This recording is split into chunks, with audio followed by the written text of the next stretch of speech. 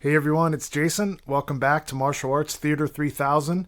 I hope everyone who got the Game of Clones box set has been enjoying it as much as I have. I've just been digging through it and it is amazing.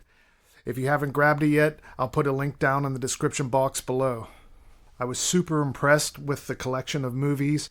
It was really spread out nicely with a mix of Dragon Lee, Bruce Lee, some of his best showings, and a lot of early Bruce Lee is in there as well.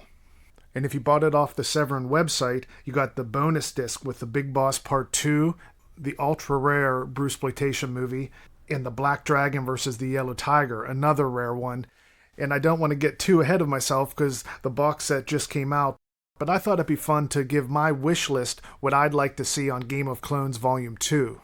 And there's so many Bruceploitation movies that even if only half of these ended up on Volume 2, and we got a bunch more surprises like Cameroon Connection and some of the other rare ones they threw on this box set, I think it'd even be better for it.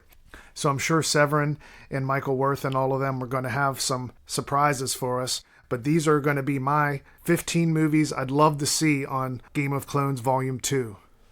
And if you could take a moment to hit that like button and subscribe if you haven't yet, that's going to help the channel. And let's just jump right into it. At number 15, for the movies I'd love to see on Game of Clones Volume 2, I have Bruce Lee, the Man, the Myth. When it comes to the biopics of Bruce Lee starring Bruce Lee, this is definitely the best one in my opinion. And this is usually considered the best Bruceploitation movie by a lot of people. It's up there for me, so I definitely would love to see that one on there. Bruce Lee just shines in this one. At number 14, we got The Image of Bruce Lee. I just did a review of this one not too long ago, if you want to check that out on the channel. I think this one's a great example of Bruce Lee after 1977 when he really came into his own. His skills on screen improved greatly, and his acting, which was always decent, but he was a little green at the beginning. He became an excellent actor, and it really comes together in this movie. At number 13, I have Blind Fist of Bruce. Now, this is a great one because it's interesting. After 1978 and the success of Drunken Master, you saw a lot of movies incorporate, even if they didn't go fully to a kung fu comedy, a lot of those Jackie Chan-isms in the movies. You can see Bruce Lee and them have some of that Fearless Hyena, Drunken Master feel come into this movie. And it's great to see the mix for a standard Bruceploitation, almost traditional style, meets a Jackie Chan style. This one I would love to see on there. At number 12, we got Golden Dragon, Silver Snake. I love this one. Dragon Lee is so off the wall, and this is like a great example of Dragon Lee just going crazy like half the movie. He really brings it up to a zany, fun level for Bruceploitation, and I think this would be a great one to have on there. At number 11, I have Exit the Dragon, Enter the Tiger. I think for a long time this was the most popular Bruceploitation movie. Even if it's not always considered the best, everyone knew this one back in the day. It was in all the rental stores I went to, even like grocery stores had this to rent. And it is just a solid one across the board. I love the title. It has an hysterical opening scene that just sets the tone for everything. I feel this one be a great addition. At number 10, I have Bruce the Superhero. I had this on VHS back in the day. It's directed by Bruce Lee. It's not one of his best ones, I don't think, but it has some great qualities, and I think it'd be a good showing for Bruce Lee on Volume 2. At number 9, I have The Chinese Stunt Man. Now, Bruce Lee directed this one. It's very autobiographical, and you got Dan Inosanto in this. It's phenomenal. It has lighthearted moments. It has some darker moments. The fights at the end are great, and it really showcases the dark side of Hong Kong cinema in the late 70s, early 80s. At number 8, I have Return of Bruce, another Bruce Lee one, where he returns to Manila. We got Lo Lei in this one, and this is just a solid Bruceploitation movie across the board. Bruce Lee did so many Bruceploitation flicks that at some point in my mind they kind of blend together, but I used to have this one too on VHS and watched it all the time, and I would love to see this on Game of Clones Volume 2. At number 7, I have Deadly Strike. This is a Bruce Lee movie and one of my favorite Bruceploitation movies. He's a police chief that goes to this small town. It really has a Western flair to it. It has phenomenal fight scenes. Bruce Lee is in peak form here, and it is a 1978 classic in my book. Would love to see that one on there. At number 6, I got Dragon Lee versus the Five Brothers. This is one of my favorite Dragon Lee movies.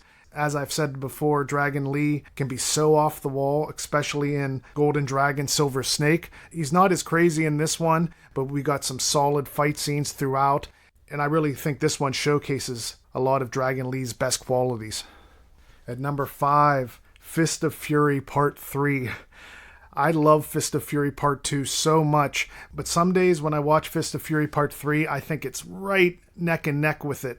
And as I've said before, after 1977, Bruce Lee's movies all had such an uptick in his fighting skills, his acting, his on-screen charisma, and Fist of Fury Part 3 is a great example of that. At number 4, for movies I'd love to see on Game of Clones Volume 2, I have Fist of Fury Part 2, one of my favorite Bruceploitation movies. I played this VHS so much. Here's a picture of what it looks like now. I found in my storage. I couldn't get enough of this one. It's a slow burn, but has some of the best dialogue you're ever going to get in a Bruceploitation flick for sure. Bruce Lee is awesome as Bruce Lee's brother, and it just really feels like a bona fide great sequel.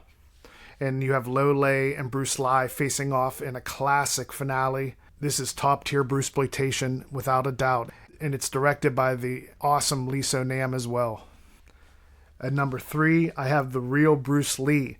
This is one that I think a lot of people saw for their first introduction to Bruceploitation. This seemed to be everywhere on VHS and rental stores, and it's a really odd one because it does actually have the real Bruce Lee. You get a lot of footage from when he was young and did movies in Hong Kong. Then it cuts to just kind of like an overview on Bruceploitation, showing some Bruce Lee, and then it introduces Dragon Lee in a classic scene where he's kicking the rocks. With that voiceover, that is like a peak Bruceploitation moment right there. But the movie that finishes off the real Bruce Lee is actually Last Fist of Fury. At number 2, I have Bruce Lee's Greatest Revenge. This is one of my favorite Bruce Lee movies. You got Bolo Yeung, who battled Bruce Lee, I have to imagine, more than anyone else he's faced off against in his career. And there's tons of fight scenes in this one. It's just solid across the board. And for a Bruceploitation movie with Bruce Lee, I think you can't go wrong with Bruce Lee's Greatest Revenge. And at number 1, for the movies that I'd love to see on Game of Clones Volume 2, I have Soul Brothers of Kung Fu. Growing up, I knew this one as Kung Fu Avengers. You got Bruce Lee, Carl Scott, Lo Mang. Having the Venom Lo Mang and Bruce Lee on screen, I think their chemistry is great. And I feel this movie has a lot of emotional impact to it. Phenomenal fights. It is just definitely at the top for Bruceploitation. I think it'd be a great one to showcase, and possibly I'd consider it the crowning jewel of Game of Clones Volume 2 if it gets on there. So that's my top 15 I'd love to see on the next volume of the Game of Clones from Severn.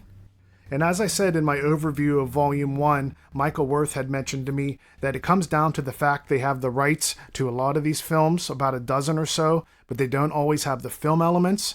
And then on the other side, they'll have the film elements to about 12 of them, but they don't have the rights yet. So it comes down to them putting all those pieces together, and they've been doing a phenomenal job. Couldn't recommend Volume 1 more. And here's the hope in Volume 2 has some of these classics on it, and I'm sure they have some surprises for us as well. Let me know down below what movies you'd like to see in Volume 2, and I'll catch you guys in the next one.